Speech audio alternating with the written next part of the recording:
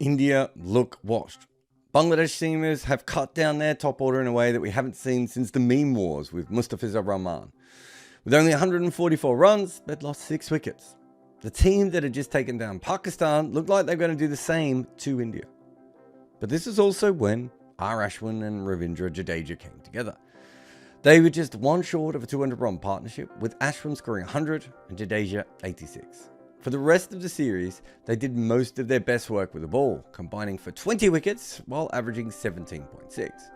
That included the test where India forced a result in barely 2 days of play after all that rain. In the third innings of that game, they broke it completely open. Ashwin and Jadeja took 6 wickets. They won 2 tests from nowhere, and it didn't matter what their side was doing as long as they were in it. With bat, with ball, they did every job. Supermen, that an impenetrable fortress was built on. 1 series, and 3 tests later, they're washed? Done? It's over? Even as Jadeja took his third 10-wicket haul and Ashwin spun a carom ball sideways, the story for many was that these two were just old, done. Weirdly, after 18 test series of carrying this team, the story wasn't that these supermen had just slipped. In sport, age remains unbeaten. So with Ashwin being 38 and Jadeja turning 36 in December, it was suddenly their age that was the problem. Because this was not just a normal loss. It was embarrassing and a complete humiliation at home against a team that they were supposed to sweep. The 2 players who've been saving India with the bat and ball just didn't do it this time. A month ago, their ages were more of a theoretical issue for the future. New Zealand smashing India meant that suddenly Ashwin and Jadeja were no longer legends that built cricket's longest ever winning record at home. Ashwin was the player of the series against Bangladesh. And yet for some, he was suddenly past it against New Zealand. So how is it that these 2 legends can go from being the spine of India's team to too old after just 1 series? Why are so many people asking if Ashwin and Jadeja are washed? And is it just a case of their careers being reverse swept away? Thanks to MV Play, I was able to make this. Their advanced technology can help any cricket team elevate their skills and performance. There were no signs that Ashwin and Jadeja were about to pass their use-by dates last year. In 2023, they averaged well below 20 at home. Not really a sign that their careers were about to implode. And they went up against Australia in 4 tests. And of course, the first 3 matches of that were on pretty helpful surfaces for spinners. But regardless of the pitches, the 2 veterans were on top of their game. They ensured that India won the Border Gavaskar Trophy for the 4th consecutive time. In fact, Australia has won the BGT once, while Ashwin and Jadeja have been the world's best spinners. India have played 10 tests at home this year. Ashwin has played in all of them, while Jadeja missed out on 1. The left-arm finger spinner averages just under 22 with 44 wickets. On the other hand, Ashwin is up to 27 with 46. For most bowlers, that would be pretty good. Not if you're Ashwin, though. He has had a worse average in a calendar year only twice, 2012 and 2017. However, if 27 is a bad year, then there aren't many issues here. Most bowlers in the world will take those numbers every single day. When we break it down by each series, we start to get a bit of a clearer picture. Both of them were around 25 against England, and even better against Bangladesh. However, we see that the average go in divergent paths when it comes to New Zealand. This was only the 2nd instance of the off-spinner conceding more than 40 runs per wicket in a home series. The last time was against England in 2012. And that is, of course, always worth remembering, because that is the last time that India lost at home. Essentially, if Ashwin doesn't average under 40, India can lose a series. And normally, he is a destroyer of left-handed batters. We've done entire videos about this before. But this time, the goofy-footed batters were completely immune to his vicious ways. The idea of lefties averaging 40 at home to Ashwin was a fever dream a few weeks ago. And it wasn't just about the amount, it was also the speed. They were scoring at 3.5 runs per over against him. The other tall off-spinner in the team, Washington Sundar, took 10 wickets at just under 11. He also went at 3 runs per over. But the main duo's combined average in home tests is around 25 in 2024. It's slightly on the higher side compared to the last 3 years. But how many in the team would not take these 2 bowlers without even considering their batting talent? I mean, the idea of averaging 25 over 10 tests in the year is pretty good. But if you split their numbers up individually, you'll see that Jadeja's average has not gone up by that much compared to the last couple of seasons. Ashwin had 3 outstanding years before a more normal one in 2024. Only in the overperforming world of Indian cricket would normal be a sign of the end of your career. However, average isn't the thing that worries me here. Batters have simply never scored quicker against them than they did in 2024. It has increased by almost a whole run compared to last year. Some of this is from England's bowlers, and Bangladesh and New Zealand also scored well above 3 runs per over against Ashwin and Jadeja. Essentially, they didn't play them with fear. If anything, they decided if they were going to be dismissed, they might as well score on their way out. And we have seen over the years that Jadeja is the far more economical bowler. So even when we look at their economy rate separately, we notice that neither of these two has actually ever conceded this many runs per over in a year at home. Batters are scoring quicker against both Ashwin and Jadeja. And it suggests that teams have finally worked out how to mitigate them at the very least. Because both Ashwin and Jadeja got a decent amount of turn, though the left armer obviously spins it a lot more in the last 4 series. He's also more of a side spinner of the ball, so that does make sense. We tend to classify anything above 3 degrees of spin as high, because that's the point where it becomes really hard to bat. Throughout this New Zealand series, we kept hearing that Ashwin wasn't spinning the ball as much. That's clearly not the case. Of course, when we're talking speed, Ashwin is around the high 80s mark, while Jadeja is in the low 90s. That's not a surprise, we know that he is quicker than the off spinner. But interestingly, both of them have bowled quicker this year compared to the 6 matches at home than they did in 2022 and 23. That was very noticeable in these tests. And we don't know whether that was intentional or whether they're bowling faster because they're being attacked more. But it didn't actually stop them from swinging the ball. So this was not just a case of them darting it in. Grip factor helps us determine how much the ball was holding for spinners. The higher the score, the more the ball grips for the tweakers. For context, when this is less than 0.3, there's barely any grip on the surface. Between 0.3 and 0.4, there's assistance, but you still need to be good at taking advantage of it. When it's over 0.4, it's a rank turner. Batters forfeit their right to score any runs, and a part-timer like Joe Root becomes Rootalitherant. And this is what's interesting. When the coefficient of friction, or the gripometer, is less than 0.4, Ashwin and Jadeja are still absolutely great. But other mortal spinners struggle. When the grip factor goes up over 0.4, bowlers who are not as good as them suddenly start to average way less, and the difference between Ashwin Jadeja and the opposition halves. Rank turners don't help them all that much because they're already great, but they help ordinary bowlers a huge amount. Since the start of 2021, when the rest of the spinners in the match average less than 25, Ashwin averages 17.4 and is 13% better than those in the rest of the matches. On the other hand, Jadeja is actually worse than like a normal spinner on one of these wickets when they are turning sideways. You completely lose his effectiveness by making these pitches ragging. However, their numbers are mind-blowing when the rest of the spinners average above that mark. Both of them are nearly 3 times better than other spinners in the games they've played. And this is, of course, what I have been talking about for a long time, since they started dishing out these wickets at spin a lot. All India has done is bring the opposition tweakers into play and tank the confidence of their own batters in the process.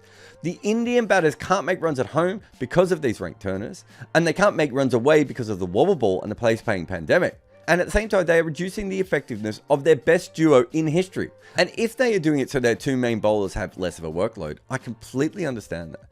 But by making wickets that rag sideways, they are making it too easy for Tom Hartley, Todd Murphy, Steve O'Keefe, Ajaz Patel to essentially become Ravi Jadeja. For more than a decade, other spinners have been wondering how Jadeja and Ashwin are so awesome on decent wickets for batting, because that is the one thing that no one else can do. But the decade bit is part of the problem. Cricket has always had a thing with age. In most sports, you can trade or sell off your best players as they start to get older. In Olympics, your time or your personal best means that you just qualify automatically. But cricket has always looked at things differently. Instead of simply keeping an older player around but limiting their work, they often just arbitrarily decide that they're too old under the guise of moving forward. James Anderson played Test cricket until the age of 42. And he probably could have played more. In the last couple of years of his career, he became a low-usage bowler, but continued to have good returns. He could have still been available for England now, playing the matches on the surfaces that suit, after an ample recovery time. The idea that you necessarily have to drop an older player is a bad use of talent. England doesn't have another Jimmy Anderson, so why drop the original version when there is still some talent left within him? And so in cricket, we need to rethink that. And that's where Ashwin and Jadeja come in. There is no huge advantage to the Indian cricket team to just stop picking Ashwin at the moment, right? It took a hell of a long time to find a bowler of this talent. The idea of just moving off him because of one bad series and his age is a bit silly. And of course, the added advantage with both Jadeja and Ashwin is the value they provide with the bat, especially in Asia. Of all the bowlers with 500 test wickets, Ashwin is probably comfortably the best batter. He's a proper number 8 who can moonlight as a number 7 at times. Jadeja, like most great all-rounders, took a long time before his batting started to give better returns, and his best skill in international cricket is still not getting out. And so while he can't ever be a top 5 batter consistently, he can occasionally go up the order, and his average has been very good lower down. The more you look at Jadeja's numbers, you might say that he is just shy of being an automatic top 6 batter. But he can flirt with that, and his utility is incredible, and he's certainly one of the greatest number 7s in the history of the game. But when you throw that in with the fact that he is not only a frontline bowler, but one of the best ever, it's an incredible package. The fact that India have 2 great spinners who can also bat, not to mention their tactical skills and fielding, is incredible. 1 great spinner is being spoiled, 2 is cheating. Add in their batting, and you can see why their team has been so dominant. India went into every home test with a 5-man attack and batting until number 8. Most sides have neither of those things.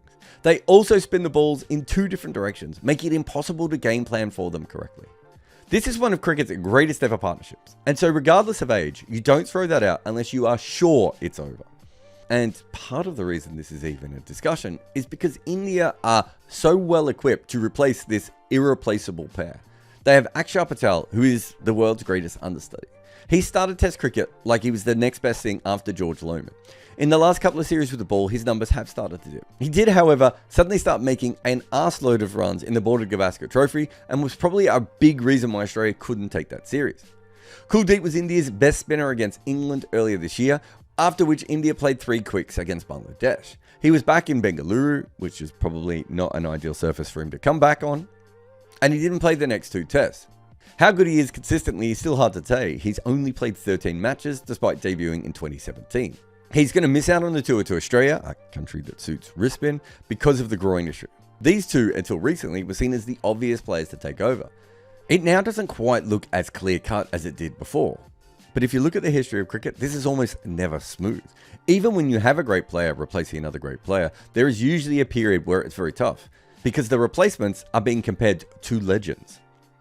The other bowler who's been thrust into all this is Washington Sundar. He clearly seemed like India's best bowler in the series, and even with the bat, he looked pretty assured coming in further down the order. But while he has come on quick, he's still clearly in development, and consistency away from home will take a while. The best thing that could happen for his development would be for him to be paired with one of the great spinners, and not just take over their positions completely. But when you look at these 3 spinners, Akshar could do the Jadeja role, while Washington could be their next tall off spinner, while also being even better than Ashwin with the bat. And because both of those guys can bat, they can always use Kuldeep as a specialist bowler. All the pieces fit very nicely together. It doesn't mean it's going to happen smoothly, especially away from home. If India were sure their senior bowlers were done, they could make the move now. But how could they be? Jadeja took his 3rd 10-wicket haul in a test match at Wankhede, and in the same game, Ashwin produced one of the best balls of his career to remove Glenn Phillips. It's also a bit weird for me that on the back of 1 bad series, Ashwin and Jadeja are the main problems.